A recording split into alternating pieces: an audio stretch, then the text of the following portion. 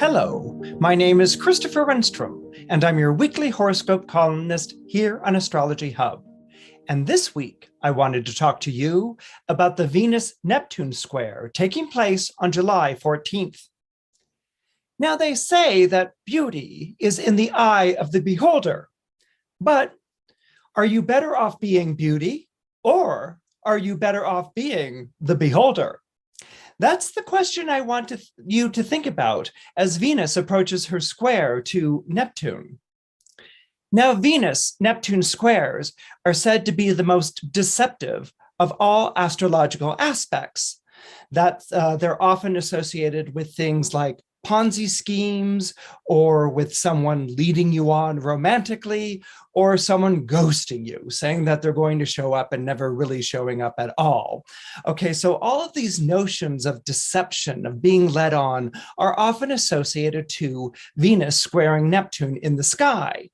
And of course, what everyone's trying to describe here is probably one of the most dangerous emotions of all, and that is the emotion of infatuation. Infatuation. Infatuation. Wow, it's such an amazing ecstasy when you are filled with infatuation. When you're crushing on someone, when your eyes meet and then you quickly look away, or you see a picture of someone and you instantly fall in love. This is something that has been the stuff of romance novels and romantic poetry for centuries on end.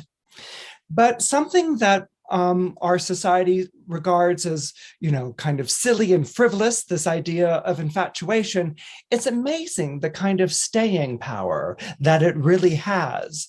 On one hand, we all want to fall in love. We all want to feel that infatuation, that transport, that's what they used to call it in the 19th century, transported, that transport of feeling that takes you to a higher place of ecstasy. But at the same time, that terrible fear of treachery, of being led on or being led astray. These are all the things that are associated with infatuation. And of course, when you're feeling an infatuation about someone, and infatuations aren't just exclusive to people. You can be infatuated with an idea. You can be infatuated with a goal. You can be infatuated with the way that you see your life turning out.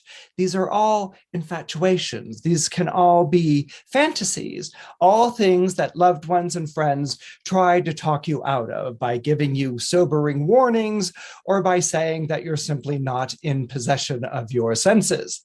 So oftentimes when Venus is approaching a square to Neptune in the sky, especially nowadays, with Neptune being in its own sign of Pisces, so it's even more powerful, astrologers will often warn you away. Watch out for infatuation. Watch out for gullibility. Watch out for being taken in.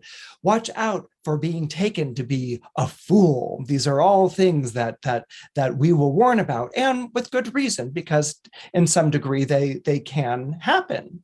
But there's something deeper that's going on with infatuation, like there's something deeper that's going on with this square between Venus and Neptune.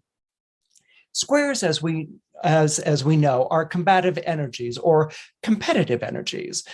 They are when two planets are forming a square to one another in the sky, and what they're trying to do is get the best of each other. Squares, as an aspect, are Martian in their character, meaning combative or fighting, and we expect lots of fights and conflicts whenever there's a square.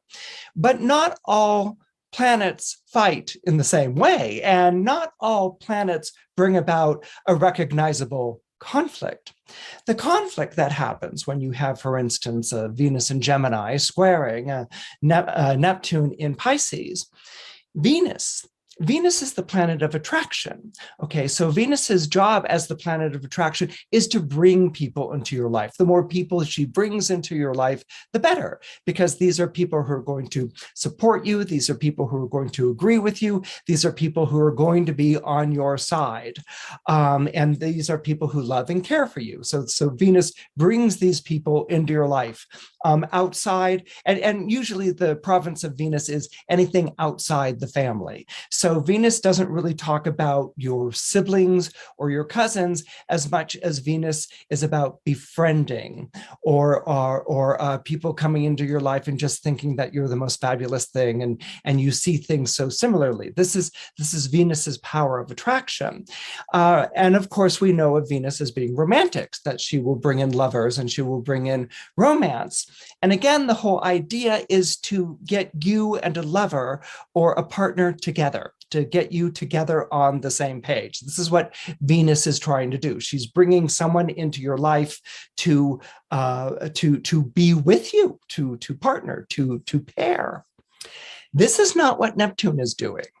Okay, and it's a little confusing because Venus is so much to do with romance, and Neptune has so much to do with idealization and illusion. Okay, and so when you think of Venus as being the planet of attraction and Neptune being the planet of really a vision that you fall under its spell of, that's something that they sort of have in common, okay, or where it can augment one another, but they're actually two very different provinces in your life. As I said before, Venus is trying to bring someone into your life to partner or to pair with. She's trying to get you as many likes on your Facebook page as you can get. This is what Venus does.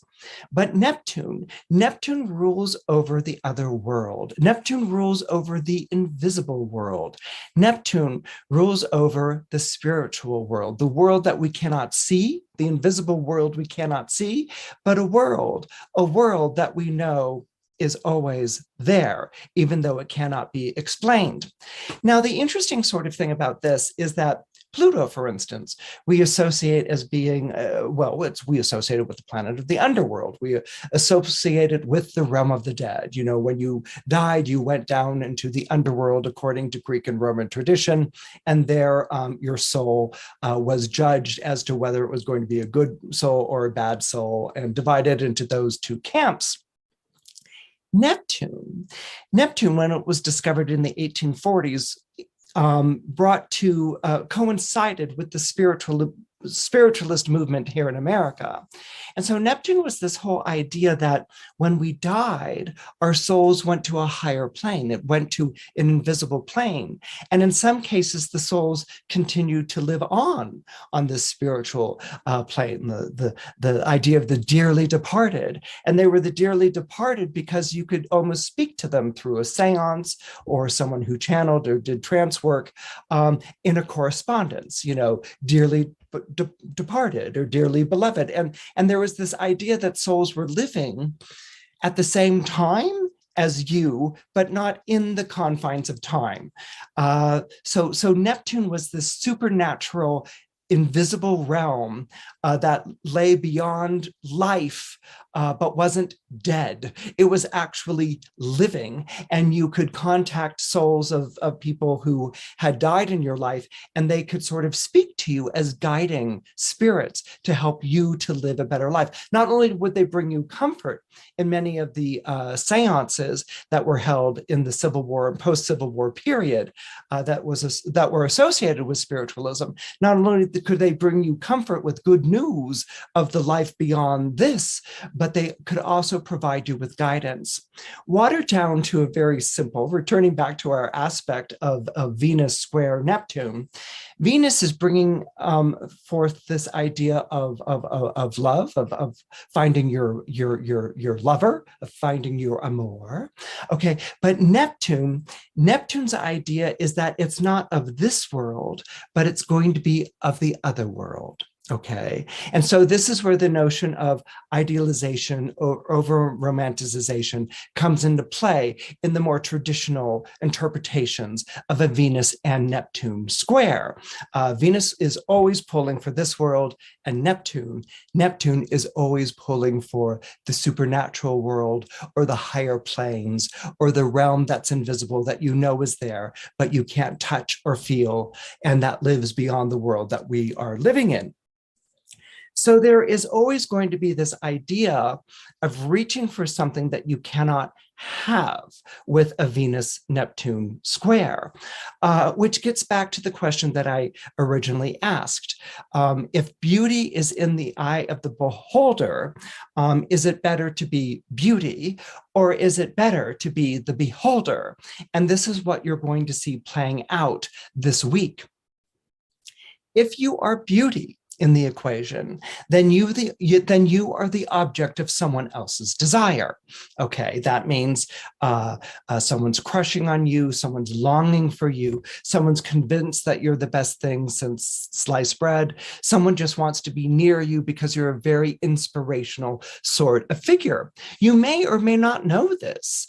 You may catch the glance of someone who looks at you longingly, or that person who longs for you, that person who yearns for you, and longing and yearning is very Neptunian, may not come forth with it. They may not say a word. And so you may actually have no idea of what is going on, okay, if you are beauty in the equation. If you're beauty in the equation and you get an idea of what's going on, you might be intrigued, your curiosity might be piqued. You might even wonder, what does this person see in me that I don't? And that idea, that vision that the person holds of you might become something that's seductive or something that you want to know more about. Let's say you're the beholder. That means you're bringing the beholding to the table, okay?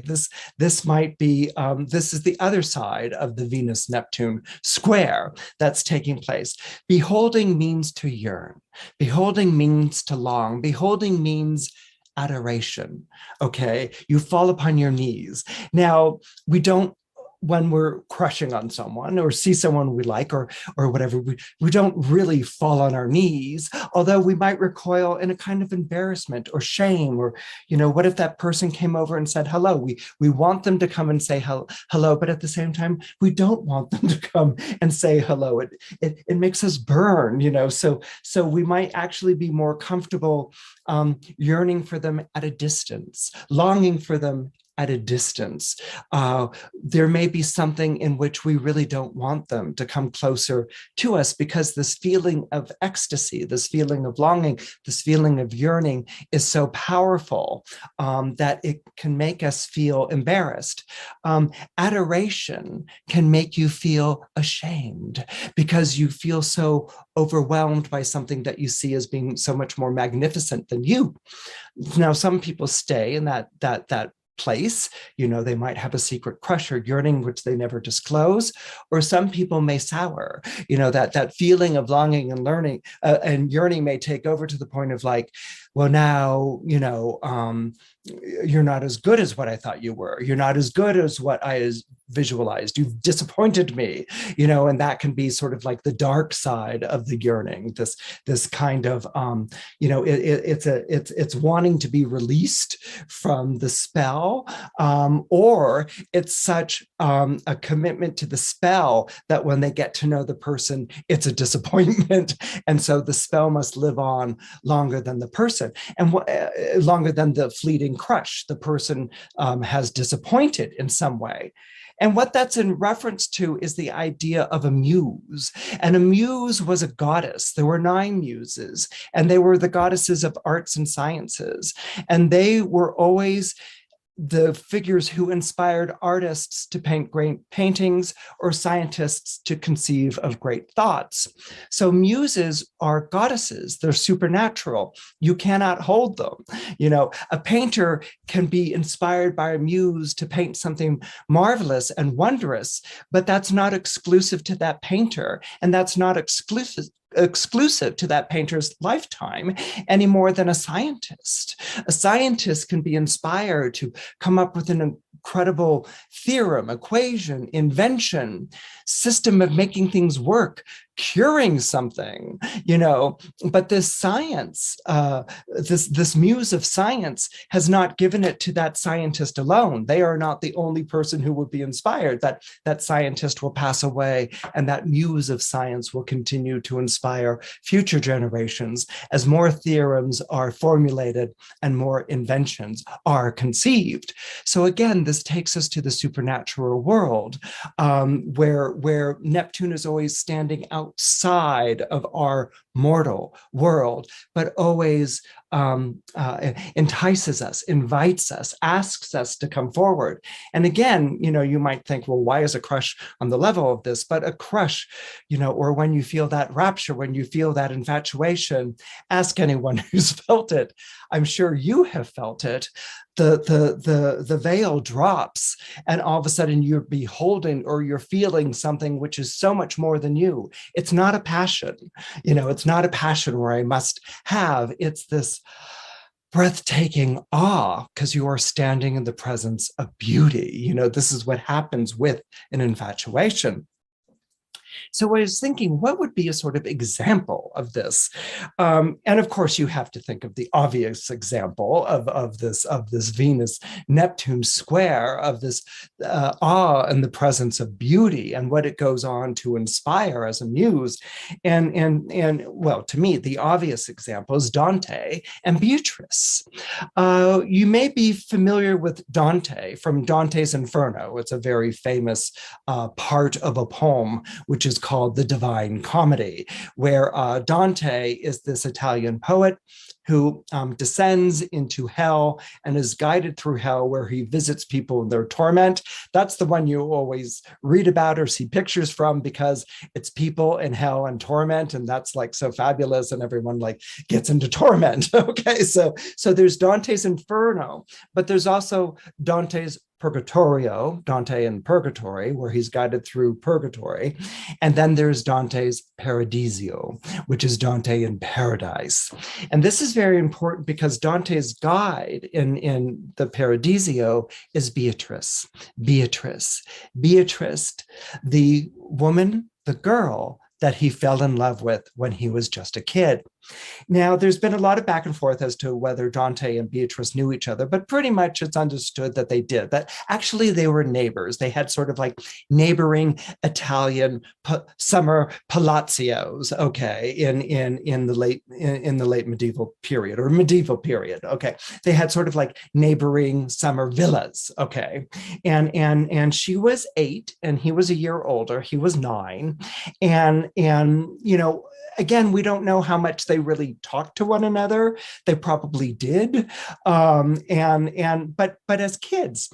So they meet first when she's 8 and he's 9, and then they don't see each other again. They don't see each other again for another 9 years.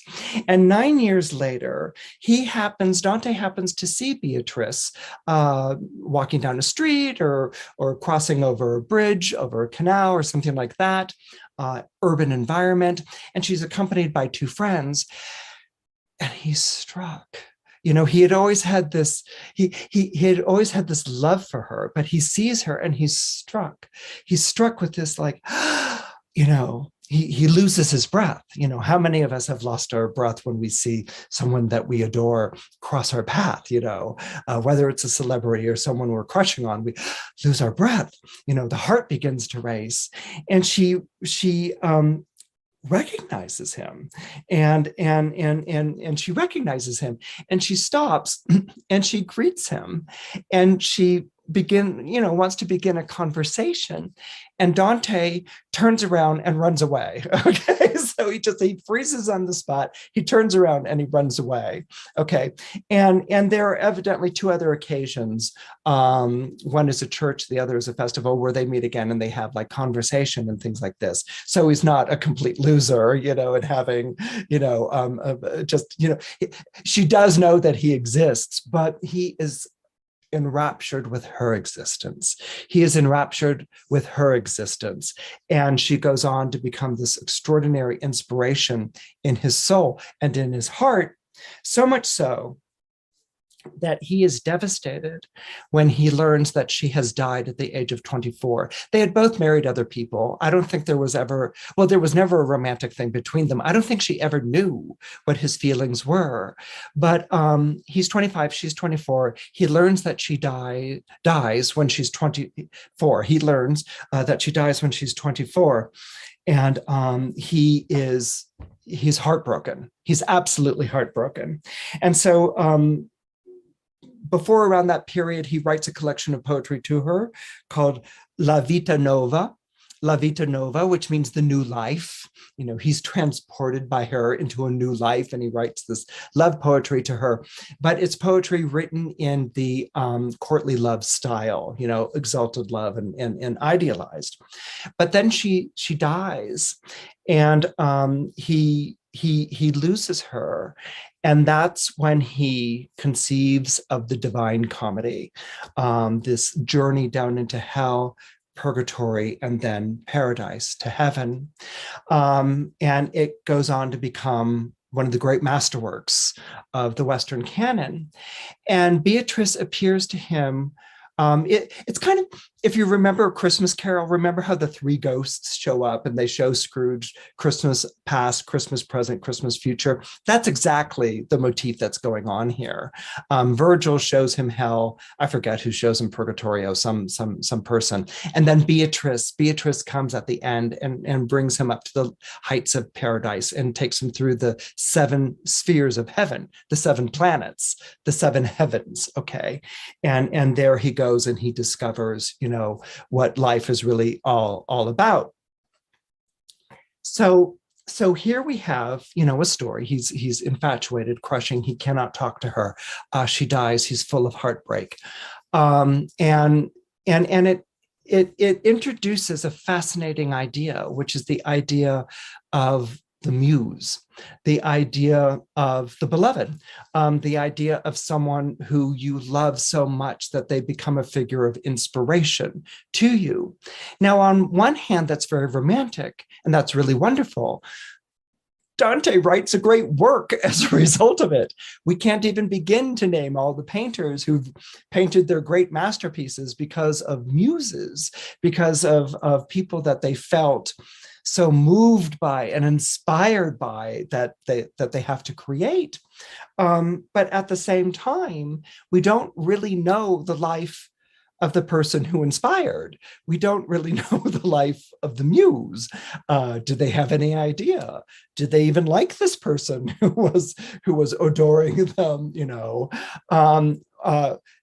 did they feel like ignored as a person, that the person was so in love with the idea of them, or the person was so in love with love that they ignored the beloved or the muse altogether and just wanted to get at that source of inspiration? So there are, again, as I said, 2 sides to the Venus-Neptune Square. You know, it's not just about falling in love with and having your heart broken, because falling in love and having your heart broken can actually inspire. It can inspire art. It can inspire future relationships. It can inspire you to stop loving. You know, it can do all sorts of things to you. But the question still remains. The question still remains, did I even know the person that I was falling in love with? Was I even interested in getting to know the person I was falling in love with? Did that person love me back, but I didn't know because I was full of this vision? Did that person ever know? And what would happen if they had known? And was I keeping that quiet because I was involved in this rapture and this ecstasy, and that was more important than Venus bringing the 2 of us together? These are the questions.